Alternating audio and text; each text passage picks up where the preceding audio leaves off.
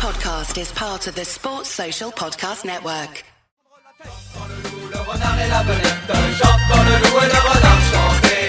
J'entends le loup, le renard et la belette, j'entends le loup et le renard chanter. Mano viendra, les gars, Mano viendra. C'est à ce moment-là qu'il faut lever les bras. Mano viendra, les gars, Mano viendra. C'est à ce moment-là qu'il faut lever les bras. Ah, tranquille, j'arrive et je me pose. Non, surtout pas de clause. Sur ce tempo tribal, j'ai envie de poser des proses. Tu connais le renard, mec, tu connais la belette. C'est moi qui fais cet oratoire, je suis le loup, c'est net. Ed, how you doing? You ready for a festival of international football? I certainly am, yeah. It used to be the case that international tournaments could be a little dull. Well, you know, the tournaments are okay, but the qualification was really dull. After United's last 3 seasons, I'm looking forward to this one. I mean, I have to say, I'm a huge fan of international football tournaments. International football is bad except in even-numbered years in the summer when it's the best thing going. I think this tournament, we were just talking before we started recording, it's a bit of a shame that the quality's kind of been diluted. We scanned through all the fixtures in the group stages, and I think it's fair to say that we can't find a single fixture that is like a mouth-watering, exciting prospect. No, that's right, and I mean that's a shame. It's the fact that there's 24 teams rather than 16. I suppose this was designed to give greater access to more countries in Europe. That's a nice way of putting it, or expand the TV pool and make sure all the big teams qualified, which most of them did, except for Holland, of course. And the consequence is you get some dilution. So I think the group stages will be a bit like the group stages of the Champions League. There's going to be some duds in there. Maybe we'll be surprised. But I suspect this tournament will really come to life when it gets to the knockout round. Yeah, when the third place teams from most of the groups will go through. Yeah, that's really going to, that's pretty significant. And it could distort the competition quite a bit, couldn't it? I do remember back to the old days of the World Cup when there were 24 teams. It creates some weird dynamics, especially in the final group games where people could or could not qualify from being third. So we'll see how it plays out. It's pretty odd. Anyway, there's some stuff happened on the United front since we last recorded a couple of weeks ago. Shall we do 5 minutes on Man United? On Jose and George Mendes taking over at Manchester United? It's been pretty exciting, I guess. I got kind of into it when he started talking about my house on the day of Soccer Aid. He Instagrammed a picture of him and Pele saying, welcoming a special visitor at my new house. And I was like, oh, this is quite exciting. Yeah, Mourinho, who has insisted on walking around with his Adidas T-shirt constantly since he joined United, which is interesting. And the other man who likes to be sponsored by anything going, Pele. Yeah, although to be fair, I think most of those Adidas photos are all from the same paparazzi photo shoot a few days before he got the... No, I understood. But it was interesting. Mourinho's signature for United, rumoured to have been held up by various contract and sponsor negotiation deal signings off and stuff like that. Yeah, hilarious, because it was basically to do with the fact that Man United and Jose Mourinho have got clashing sponsors in a load of areas. Good job he's Adidas and not Nike, otherwise it could have got really messy. Really could have, yeah. Well, anyway, Jose's in. I guess, no surprise really. Well, no surprise at all. No, it's going to be interesting, isn't it? I mean, he's. We talked a little bit about him in the last pod. We said, what's he going to be like? And I think I said he's going to be the humble one. And so far that's been true, right? He said all the right things about how it's a dream come true and it's a real honour to be at Manchester United. And he's playing nice with Bobby Charlton. They had a good laugh in the car park, at least, well, Jose had a good laugh. Bobby Charlton looked rather serious as always. So, no one said anything nasty about him yet. Fergie's peeps are not briefing. I don't recall seeing Fergie out in the media at all praising Jose yet. Do you? I've not seen that, no. I quite liked his first little MUTV interview. That was a nice moment when he said what he had to say. He said, like, you can either look at the last 3 years but I prefer to look at the club in terms of its enormous history and success. And you kind of think, okay, well, he's sort of, and I prefer to forget the last 3 years, he says. And then he says, Of course, fans know I have to say that, but I really want them to know that I'm not just saying it. And there was a sort of fire there, which you think, oh yeah, that's nice, isn't it? I mean, Van Gaal started with that fire, and it was gradually put out by too many passes. It'll be interesting to see if what Mourinho's fire looks like in 2 years, and whether he's kind of talking about the expectations being too big. It's a little hard to imagine that, though, given... It really is, yeah. It's not really where he goes, not defensive. He just loses the plot a little bit and goes a bit crazy. He was a bit unhinged by the time he left Chelsea, wasn't he? Or at least it seemed so. So we'll see. I mean, it's certainly going to be an interesting few years. Already talk of United keen to ensure he stays beyond his 3 years. I'm not sure he's actually done that anywhere, has he, Jose? But maybe of course they have to say that because they're long term.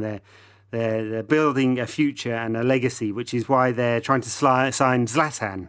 Listen, they are trying to sign Eric Bailly as well, who is one for the future, 22-year-old big unit, Ivorian centre back, and the Zlatan signing is obviously a short-termist signing, but that isn't a bad thing because there's plenty of long-term planning gone on in terms of United squad building. So it's probably good to add a bit of stardust at the moment. I agree with the first part and disagree with the second part. So Zlatan's fine on a one-year contract. It doesn't do any damage to any of the younger forward players. That's fine. If they'd signed him on something longer than that, then that would be a bit concerning, I suppose, given his age. For 1 year, could be very good. We'll see. Long-term planning, are we sure about that? I mean, they bought a whole bunch of players in their mid-20s, and a lot of them are not very good, and some of them may not be at the club next season. Anyway, we'll see. Yeah, I was really talking about up front, really. Memphis, Martial, these are the biggest signings that United made last summer were you could hardly accuse the club of short-termism. Schweinsteiger was like papering over the cracks type signing, to help with the transition. It was supposed to, but of course that hasn't worked at all. No, the cracks just appeared in Schweinsteiger, who will be at the Euros with Germany, although I'm not... He looks incredibly fit in all the photos. Like, he definitely looks like he's done some serious work on himself in the last month or two. A little bit annoying, to be honest. Yeah, given how lardy his arse was when he was with United, yeah. So he's going. There's 10 United players at the Euros, okay, including Morgan Schneiderlin, who's a last-minute call-up because Lassana Diarra dropped out of the French squad. And that says something about Morgan Schneiderlin's season, that he was basically fourth choice, so Cabaye might start. Kante isn't even first choice in the defensive midfield role. So, we'll see. And then a whole bunch of others and a few ex-Reds as well smattered around the groups. Yeah, tons. Plenty of Reds in. Let's start with Group A, shall we? The hosts versus Romania on Friday. It's a terrible fixture to start the tournament with because Romania they won't have any attacking intent. That group is going to have some stinkers of games because neither Albania nor Romania will be attacking. Albania really should not be in this tournament. They scored 4 goals in qualifying. Their goal difference column says they scored 7, but 3 of them were awarded to them for the... Right. You might remember the Serbian flag drone incident, which ended up with Albania being awarded a 3-0 win, without which they simply would not have got to this tournament. So no, lucked out. And Albania is basically Switzerland B anyway. About half the squad have played for Switzerland youth teams at some point, and is a very international Albanian side, which they've drawn from around Europe. A lot of Kosovan, ex-Kosovan influence as well, Kosovan heritage. Yeah, in both Albania and Switzerland. Yeah, well, so we got the Shaka brothers going, Taulat, the older brother, who does not own the house key, versus Granit, the new Arsenal player, who does own the house key, apparently. So if you're not somebody that spends time on football Twitter, you might not be aware of the fact that the Arsenal, because they really need to be called the Arsenal in this story, absolutely lost the run of themselves about signing Granit Xhaka. They just quite simply would not shut up about it. And they posted one of these kind of inspirational pictures with a kind of, stylized picture of him under the heading of "Our new signing just gets it." And the story on the little quote on the picture says, "I knew that I was leadership material when I was given the house key, even though I had an older brother." And if his older brother does not immediately 2-foot him at the beginning of this football fixture, he is letting older brothers everywhere down. Oh, it'd be wonderful, wouldn't it? Yeah. Goes in hard on the young man just to teach him a lesson. Yeah, I can't believe you told the key story, Granite. I know. Romania, not a very good side, very defensive, not a lot of star names in there. A good side, though, is France. Could they actually win it? They're a really high-quality side with very good players in every position except up front. Well... except as a centre forward. There's no Benzema because of sex tape gate. No, it's because I was going to make an entirely inappropriate joke there, but I'm not going to. Because of the racist FA. Yeah. I think Eric might be on the wrong side of history in this one. I'm terribly sad to report. No Lacazette because they didn't pick him. Gignac may play or Giroud may play, and neither. Giroud will start definitely, and Gignac will be his number one replacement when things go. Giroud's just scored loads of goals in preparation games.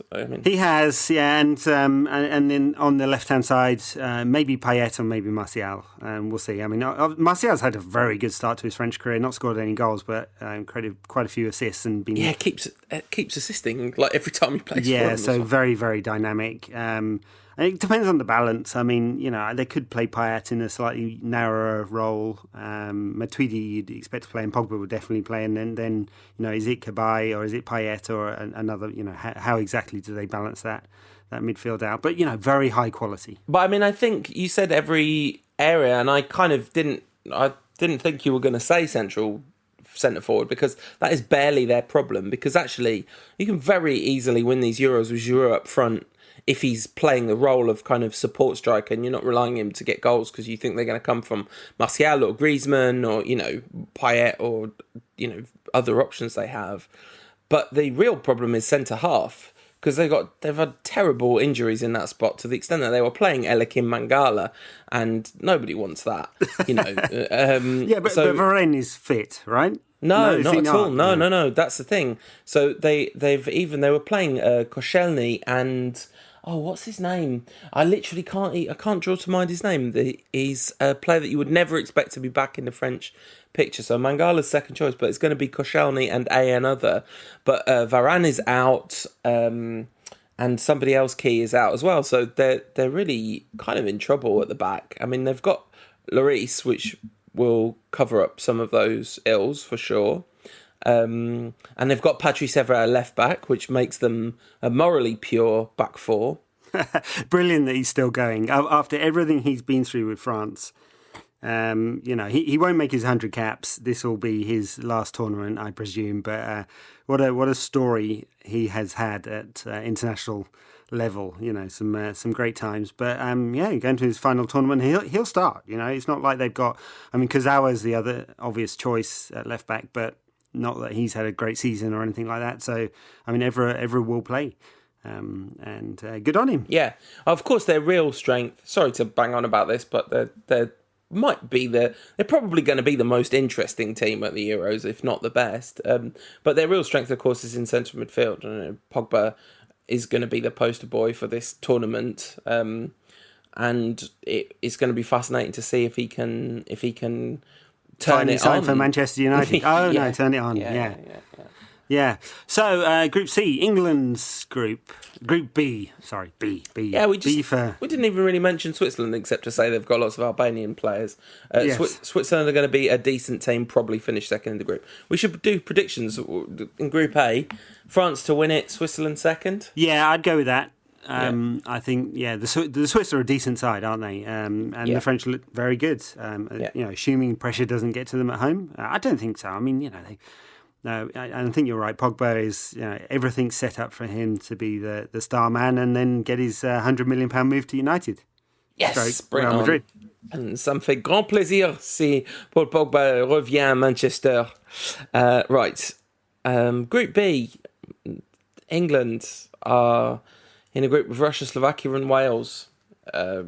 Russia, Slovakia and Gareth Bale. Yeah, Wales. Who I mean, look, they'll keep it tight and sit back. This is. I tell you, it's going to be good analysis. This show. Yeah, it's true. That's exactly what they're doing. I mean, Coleman's been very clear that that's their game plan. It's counter attack, and they've Robson Kanu up front and Bale just behind, and Ledley and Ramsey in midfield. They've got plenty of quality to break. So they're set up well for that kind of strategy. We'll see. I mean, it was a faltering campaign, wasn't it? They'd done very well and then had a couple of poor results right near the end. Got turned over by Bosnia, and just made it with that victory on the last day. So, well, no, they lost, didn't they? It was the results elsewhere that got them through because they were. I remember they lost 1-0 to Bosnia, I think. Well, they lost 2-0 to Bosnia and then beat Andorra. Wasn't it? Oh, yeah. Right. No, I'm sure the last game was a loss because they said, I remember someone being interviewed saying that's the best loss we've ever had. But anyway, they've also not done well in the friendly since they qualified. So they're actually on a pretty dire run. They're going to need things to come together. England, on the other hand, won all of their group games. Been okay in the warm-ups. Right? Yeah, They're very good against Germany a couple of months ago. Very good comeback win against Germany. Just about beat Australia. I mean, so I think Hodgson's problem is that he's not exactly settled on his 11, has he? He's not exactly settled on his formation. Is it a 4-2-3-1 or is it 4-3-3 or is it a diamond? He seems to flick between all of them. He's got a couple of key players who have barely played any minutes. So Wilshere, who he seems desperate to play, and Henderson, who's a favourite son, have barely played at all recently. Wilshere had 70 minutes all season. It's quite funny when he said his reason for dropping Theo Walcott. He's been really bad for a couple of years, but he hasn't played enough minutes. Played about 10 times as many minutes. And then what's the balance of the side? How do you cram Vardy, Rooney, and Kane into that side without limiting your balance in midfield? I mean, surely you can't drop Dele Alli, but he might have to if he plays Rudy. So, we'll see. He's got some choices to make there. Yeah, I mean, I think he's going to have to be brave, basically. And he's been reasonably brave with his selection, I think. Lovely to see young Rash on that plane. The kid's going to go. Whether he plays any minutes will depend. I think, basically, if England do well, he's going to maybe get a few 5-minute cameos at the end of games. If England do badly, I wonder if actually Rashford will be turned to try and turn a few games here and there, because he's definitely got that in him. The Kane and Vardy thing, if he plays one up front, he should just play Kane, and if he plays two up front, he should play them both, and he's going to have to. It'll be interesting to see at what point he decides to bench Rooney, if at all, because a lot of it's going to depend on form, as it always does for Rooney, because he could have a good tournament. It's not inconceivable. He had a few good games, and there might be some teams that sit off him a bit more than they should, and he can do a bit of damage. But lots of questions. I don't think it's bad that Hodgson doesn't know his formation, because isn't it more like a case that he wants to be able to use more than one formation? So he's trying to get the players to be familiar with more than one formation. Yeah, depending on match situation. I don't know. We've got some pretty good experience with Louis van Gaal of the lack of obvious benefit of changing your tactics from game to game. Yeah, but I mean, does that mean it's always a bad idea to have two formations in the tank? No. I just think tournament? At this point, after 2 years of qualification, you might be a bit closer to knowing exactly what you're going to play. I don't think Hodgson's got a clue, so I don't think it's that he's got 3 formations and he's happy with all of them. But we'll see. Look, that's England have actually had a very good couple of years, haven't they? They qualified from a not brilliant group, but very comfortably. They've done okay in the friendlies they've had during that time, and they've got a young, potentially very exciting side. Got some problems with injury, got some problems with, the solidity of their formation, but that could be said about a lot of teams in this tournament. So, they should do all right. They should qualify from this group. They should top this group. They should top this group. They really should. Coming on to the others, Russia are not a great side at the moment. They've just had a swathe of key injuries, haven't they? Whole bunch of injuries. Some familiar faces won't be there. They changed their coach, didn't they? So a whole bunch of stuff is saying this is not a great Russian side. It's not as if it's obvious that they're building for Russia 2018 either. It's not a young squad. So I don't expect much from them, honestly. And I can't say I expect much from Slovakia either. What are your thoughts on Slovakia? Well, they just turned Germany over 3-1. Lots of German football analysts sort of saying that's something of a false result because Germany were kind of a mess in that game. Counter-attacking team for sure, which, that might not suit England. England, I think, will probably do quite well if they see themselves as underdogs. They can get through the groups and get to some games where they see themselves as underdogs. That might be quite good. Although, this is kind of similar level to the group that they qualified through. So, yeah, I mean, I don't have... Marek Hamšík is, of course, the key man for Slovakia, right? He is an absolute cut above the rest of their squad. And had a very good season as well, yeah. So clearly the star man. And, well, I think you're right. I think England will qualify top. I'm not sure who will come second. I don't think it's obvious that it's Wales just because they've got Gareth Bale in there. They've got some decent players, but it's not a top side by any means. They're greater than the sum of the parts. Yeah, they certainly were in qualifying, but it's been at least a year since Wales looked any good. So they're really going to have a pretty dramatic turnaround from the recent past. Group C, some interesting stuff here. I mean, Germany, who are not as good as they were 2 years ago. They've certainly got some problems at fullback, haven't they? They're missing Royce. Big miss, obviously huge quality player, not fit enough. Bastian Schweinsteiger just coming back into it, not fit enough. Gundogan injured. I don't know who they'll bring in there, whether they bring Khedira back into midfield. So a lot of question marks over this Germany side. Definitely not as good as they were 2 years ago. And much from muchness with the rest. Poland, Lewandowski fell out with Bezikowski, didn't he? And had big public falling out with the former captain, left the squad in a bit of a mess. Northern Ireland, bunch of championship level players at best. I think Germany. Listen. You can't write off the Germans. I'm not even joking. I'm really not joking.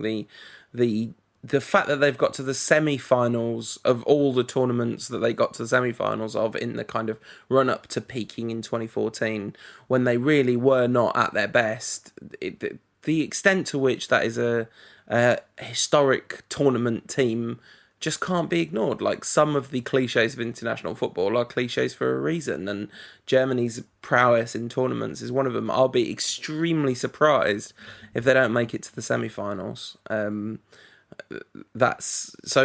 not an absolute vintage German side, but the proof of the pudding of German football teams is always in the execution in tournaments. Like in 2010, in the World Cup in 2010, nobody expected anything of them, did they? Not 2010, sorry, the World Cup that was in Germany. Was that 2006? Yeah, the 2006 World Cup, when they were really up against it and really pulled off something quite special at home. And they've got some fantastic players still. Mesut Ozil and Gomez is in really good form. So yeah, and that's a bonus for them because, I mean, how old is he now? Like 97 or something? Was it 2008 that he was like hilariously bad? Is that when it was? I can't remember exactly. But no, he's definite bonus. With Royce out, they might move Goetze left potentially. Muller will obviously play off the right. Super high quality player. Ozil's the 10, and it's just the balance of the midfield. Does Khedira come back in? We'll see. If Schweinsteiger is physically fit, then he can definitely still kind of anchor a midfield, can't he? He can, yeah, of course. He's not played since January. Obviously sometime in the recent friendlies, but he's not played since that Watford game. That was like the last game when he was any good, wasn't it? Yeah. So Group D. There could be some tasty games in this one. Why do you hate the Ukraine, Ed? Why do you hate Ukraine? Why do you just want to slight it's my deep Russian heritage. Ukraine counter-attacking team, good speedy wingers. There you go. There's your brief overview, Bluffer's Guide to Ukraine. Good stuff. Shearer-esque. Oh no, I mean it's true though. That's where they're a threat. Kind of Pianka is a kind of excellent, exciting prospect, and so yeah, they could cause loads and loads of problems on a counter attack. I reckon. I reckon they'll definitely be one of the third place qualifiers, and I think it's going to go Germany, Poland, Ukraine, Northern Ireland. That group, not exactly going out on a limb, but because you talked about the problems in the Poland squad, but they are an extremely good team. Yeah, and Lewandowski is, obviously one of the highest quality forwards in the tournament. And they've got plenty of quality through the squad. Yeah, exactly. And they play as a team, which we'll see how that all is affected. But they really do. So we'll see. But I reckon they've got a decent shout as a dark horse for this tournament. Group D is an interesting one. I mean, we haven't talked about a group of death. I'm not quite sure this is a group of death, but there's definitely some good sides in here, or given that Spain aren't quite at the peak they once were, there's some opportunities for other teams. I mean, Turkey didn't have a great qualification tournament, but they're a decent side. Croatia, I mean, talk about high quality in midfield and forwards. They've got one of the best midfields in the tournament. That could swing their way. Spain, as I said, not as good as they once were. In the Czech Republic, an old side with very few stars. The Croatia team's fascinating because all the coverage I've read is, you might scan through this Croatia team and think, oh, they've got some good players, but they just have not been able to put it together as a team. The coach is a massive problem. Well, the coach is not a celebrity coach, and he spent 30 years in the wilderness, but he's turned them around, right? They had a really bad start to their qualification tournament, sacked the old coach, and brought this new guy in who's helped them turn it around and get qualified. Right, well, we'll see then. There doesn't seem to be a lot of optimism among Croatian fans, I have to say. I'm sure there will be loads of optimism among Spain fans, even if it's slightly tempered. Fascinating in a way, because Del Bosque's really... he's really kind of ushered through another generation of Spain players here. There's going to be a lot of players in this tournament that haven't been part of 2008, 10, 12. And they are going for back to the three-peat of Euros, and they're going to be desperate to put the memory of 2014 away. Is he going to start De Gea? Well, that's the thing. Reports coming out that he's undecided. My God, imagine. I mean, Casillas, who was abysmal for about 3 years for Real Madrid and for Spain, has been abysmal for Porto as well. I mean, what does the matter? I mean, what dirt has he got to still be in the side? Can you think of an easier decision facing any manager of any team in this tournament than, should I pick Iker Casillas or David De Gea in goal? You've got David De Gea as an option and you choose not to use him. You don't deserve anything. It's what Louis van Gaal did, and look what happened to him. Yeah, well, exactly. So, I mean, take the first 11 of Spain and it looks pretty good, doesn't it? They've just had a few problems. Obviously, no Juan Mata, sad. Tears there. I'm not sure that's a problem. No, I mean, he hasn't deserved to go, honestly, has he? But who do they play up front? That's the big question. Is it Morata or is it Alacer? The Valencia player who could start. He's young and sort of not proven at international level, but probably the better of the two players. Iniesta will play, I guess, his last tournament. Do they bring Thiago in? Does Cesc play, even though he's so indisciplined in terms of his structure? Who exactly do they play at the back? I mean, that's probably more solid. Alba, Piqué, Ramos, Juanfran, I guess. I'm guessing. So, good 1 to 11, isn't it? Beyond that, it's a little, there's some questions over a number of players there. He's brought some new players in, as you said.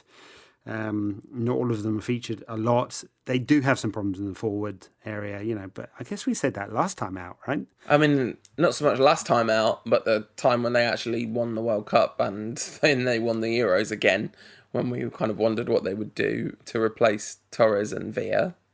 And they were just all right, and they just won anyway.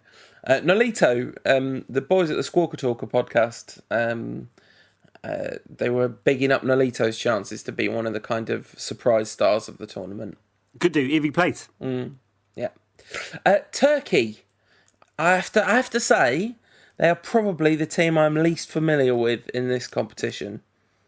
No, that's a complete lie, because we've still got Hungary to talk about.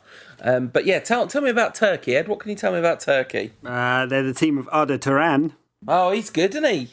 He is good. Yeah.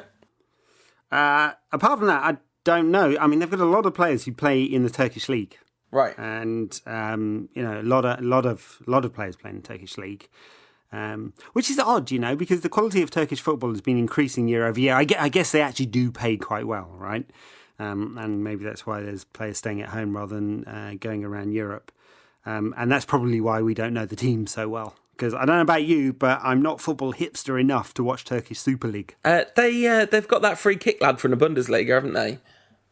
Do you know the one I mean? He's got a very Turkish name. That's how you know it's him. Kalahanoglu from Bayer Leverkusen. Yeah, I apologise for not learning to pronounce his name, but that's the one I mean. So they'll be dangerous from set pieces and no mistake. Very good, yeah. Apologies to any Turkish listeners. I mean, no, sincere apologies to any Turkish listeners. Please don't take offence. Yeah, the president of Turkey takes a lot of offence at anything that's said. So would you like to say anything about the president of Turkey? No, absolutely not. I have no opinion. Just checking.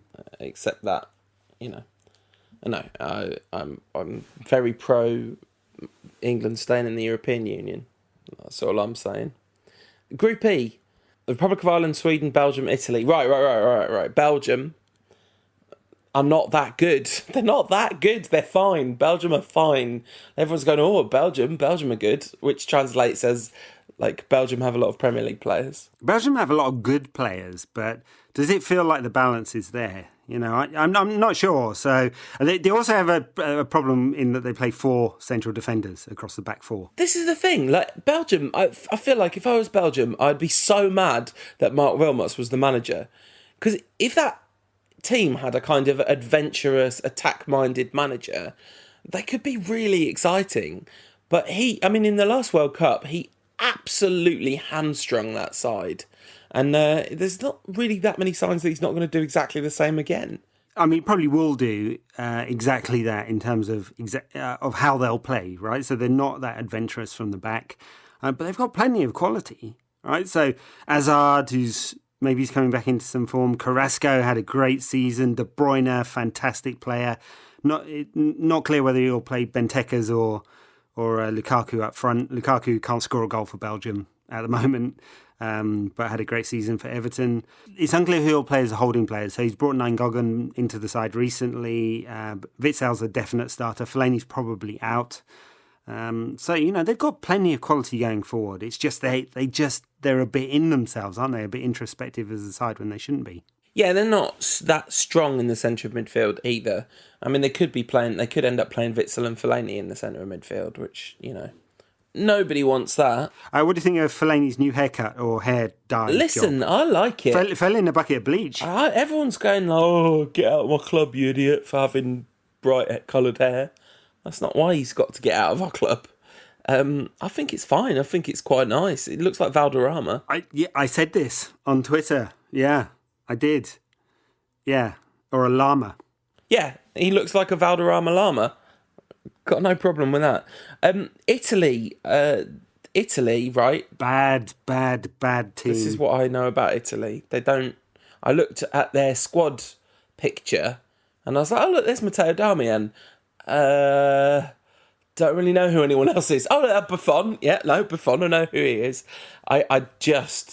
My facial recognition on the Italy squad was very poor, I have to say. Well, look, they're pretty strong at the back. Bonucci, Cellini, Barzagli, they're pretty strong. Buffon, who's 97 now. Still good, though. Yeah, still good. They're strong at the back. They might play a 3-5-2. I suspect they will.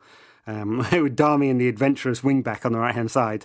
Verratti's high quality in the centre of midfield. But, everywhere else, they've got some problems, right? There's no depth of quality in this squad. They might play Graziano Pelle up front, which will tell you all about the quality up front at the moment.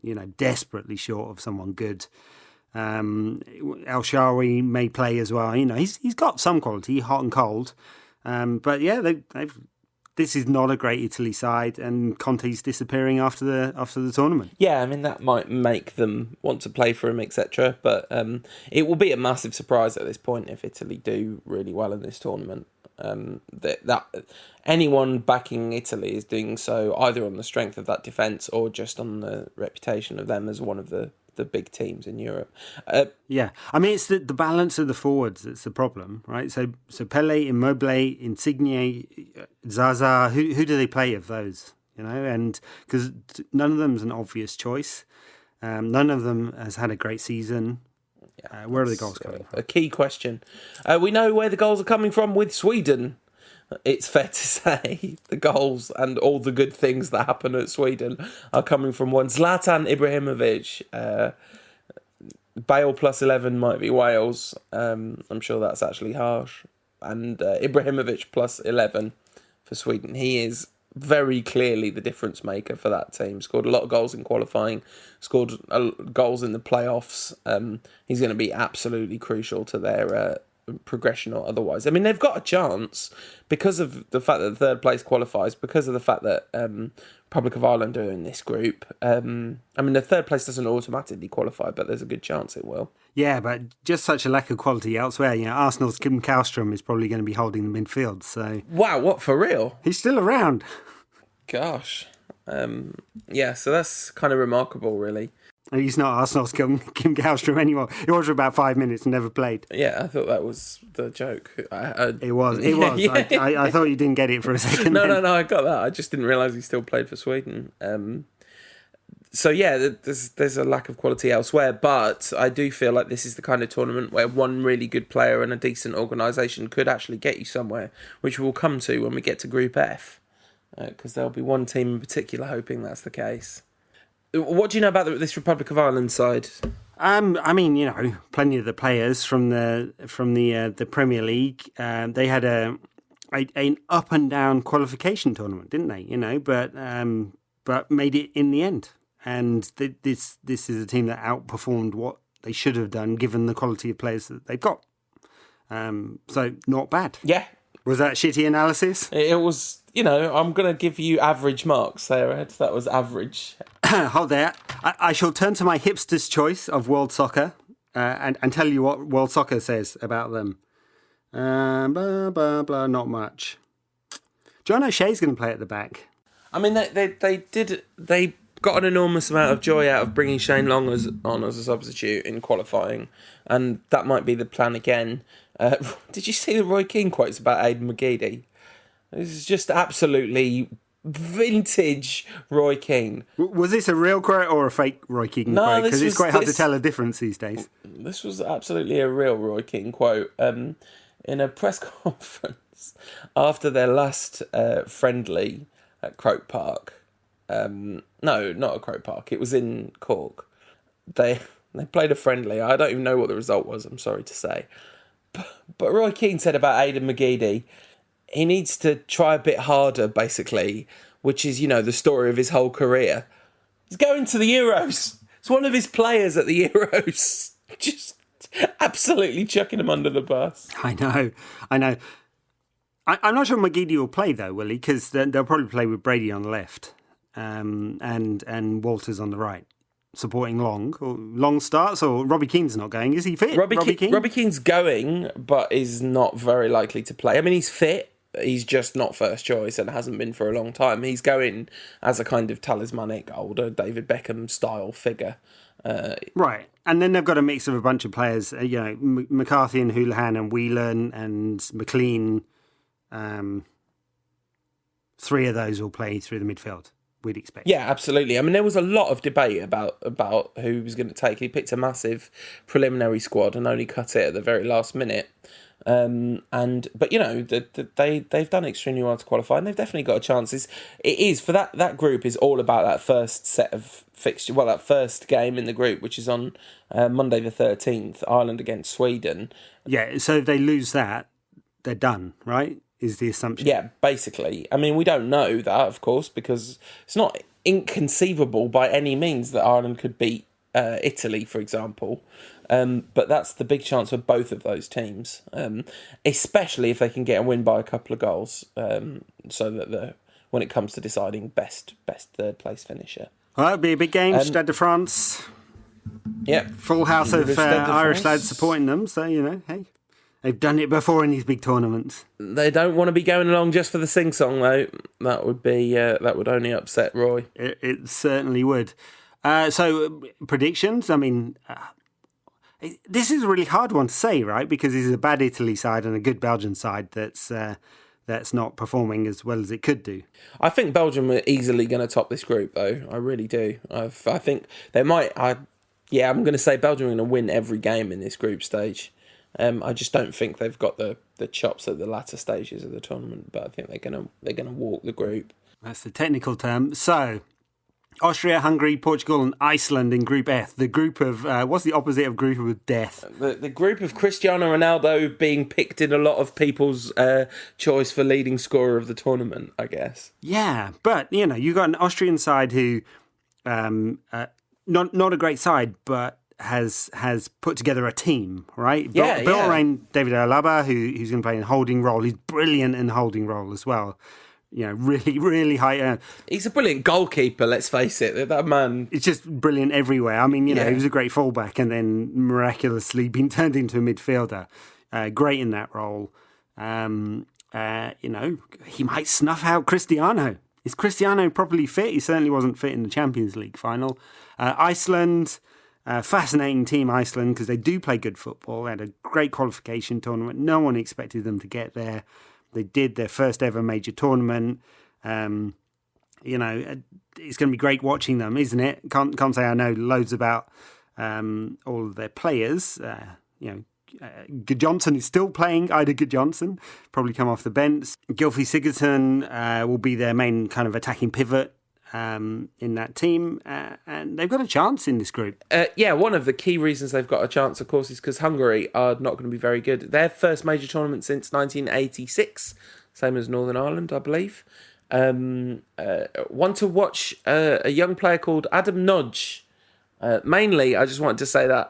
In fact, now I'm saying it, I'm slightly doubting that his name's Adam, but his name is written Nagy, and you'll hear his name pronounced a lot of different ways. But I have it on good authority that it's like Nudge. That's how you're supposed to pronounce it. Nagy. Yeah, it's not Nagy, but he's good, apparently. Have that on the authority of friend of the Rantcast, Tom Mortimer. So thanks, Tom.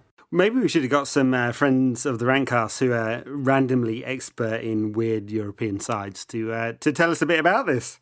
Tom's covering Hungary for ESPN in the summer, so that he definitely counts under that on that score. If you want to be the Rantcast official correspondent for any of these teams, just send us in some audio.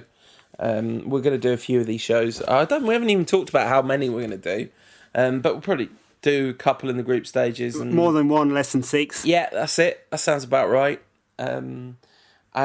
We've had a couple of listener questions. Didn't really put a big shout out, so haven't had tons. But my favourite one comes from @tweets of Abdullah that says, "Who is going to be the Karol Poborski of this tournament? Is someone going to score one good goal and get signed by Mourinho?" Marcus Rashford. Oh no! Wait a minute. We don't need to. We've already got him. Paul Pogba is going to be the Karol Poborski of this tournament.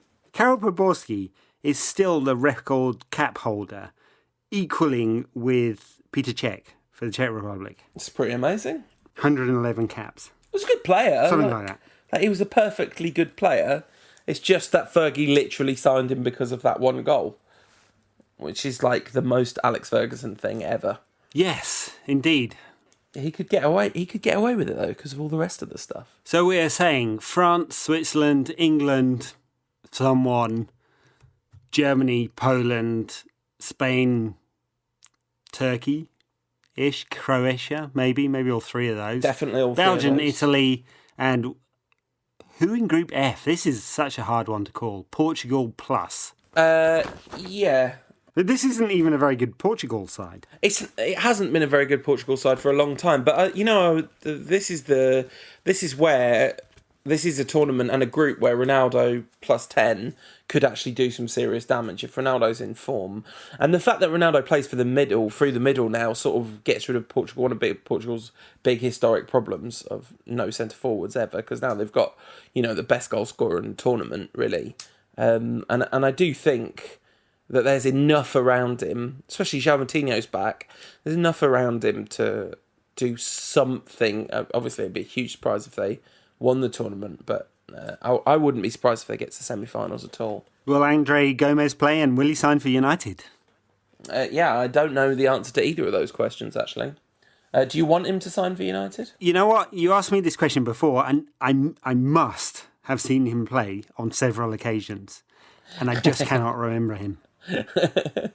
Yeah.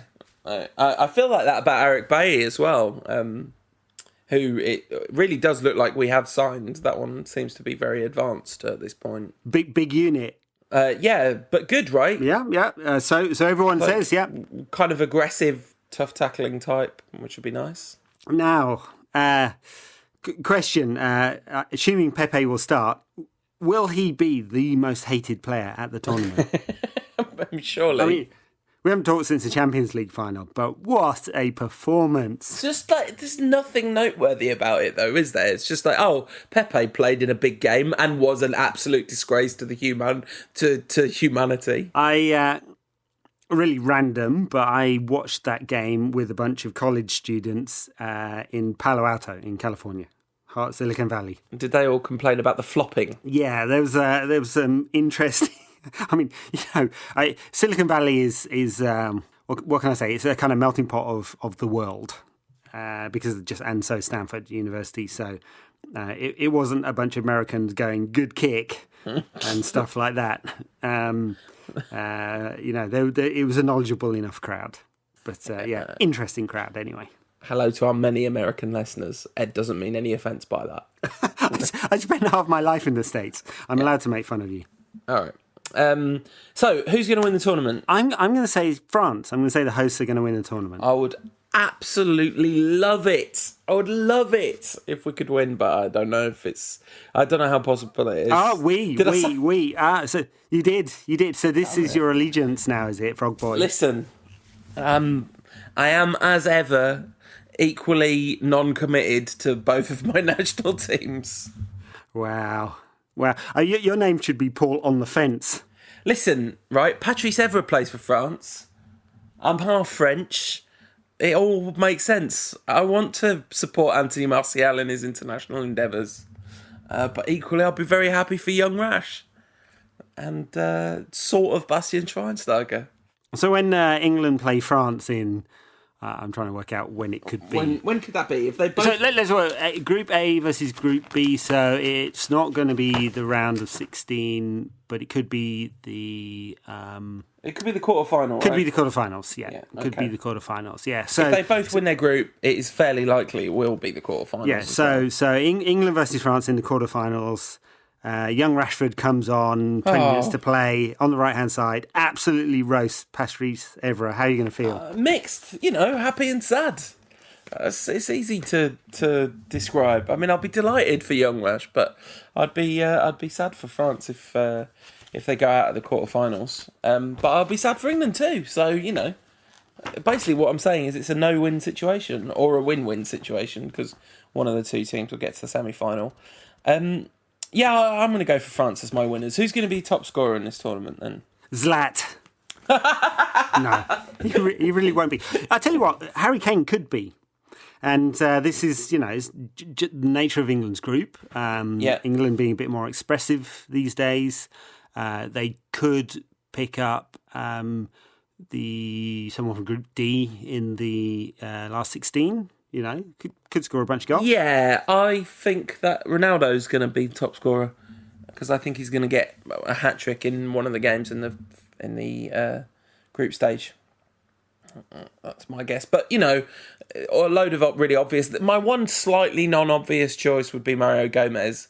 It's kind of obvious because he's going to play up front for one of the better teams, but he's maybe not going to be someone loads of people pick, but I think there's a chance. Thomas Müller is, of course, favourite for the Golden Boot because He just collects them. Because he does, yeah.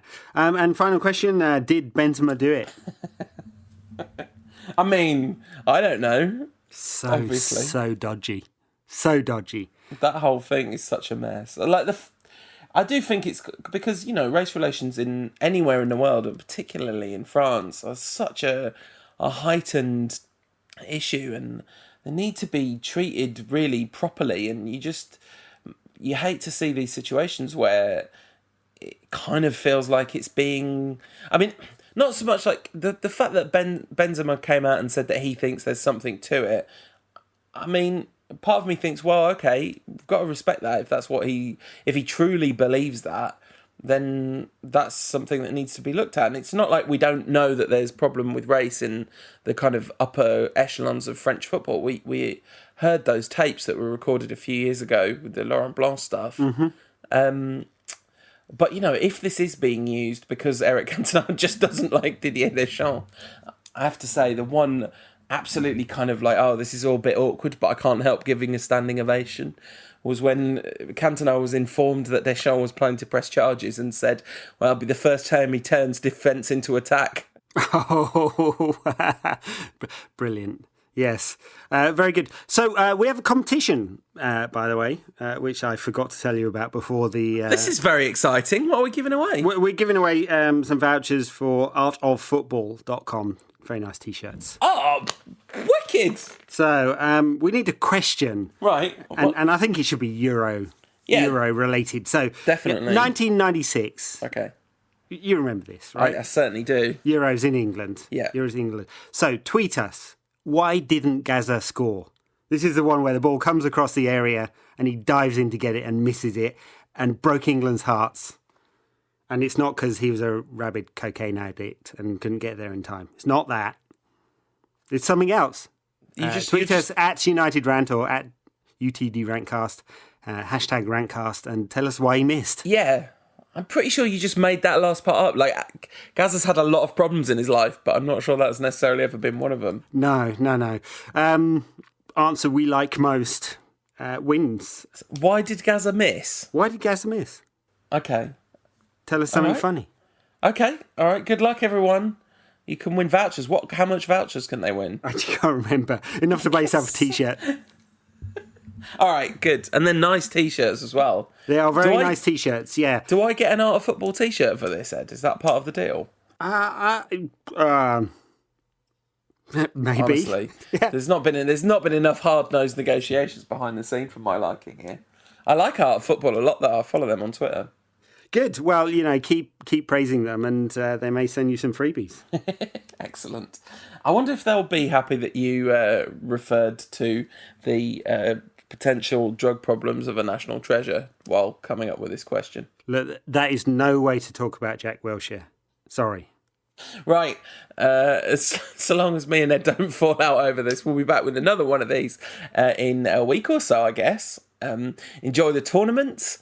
Here's hoping it goes ahead because there's enough petrol in France to get the teams from place to place. Yeah, so who's on strike this week? You know, it's France. Has the French national team gone on strike yet? Not yet. It's only a matter of time. But yeah, it's hopefully going to be... I mean, I was about to say it's going to be an exciting tournament. I'll be surprised if the knockout stages, the group stages, are any serious quality whatsoever. That's maybe a bit of a slog to get through, but I think it's all set to be a tournament that comes to life in the latter stages. Very good. Well, we'll see you about this time next week. All right, have fun. Oh yeah.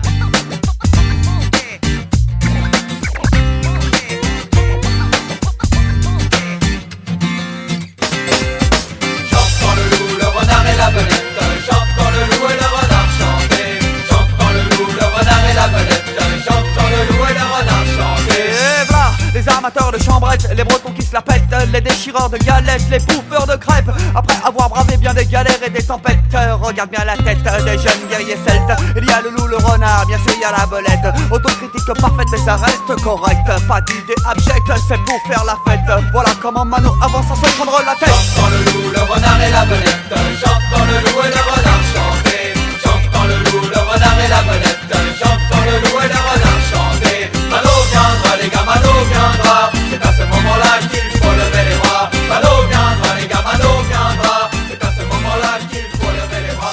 tranquille, j'arrive et je me pose. Non, surtout pas de clause. Sur ce tempo tribal, j'ai envie de poser des proses. Tu connais le renard, mec, tu connais la...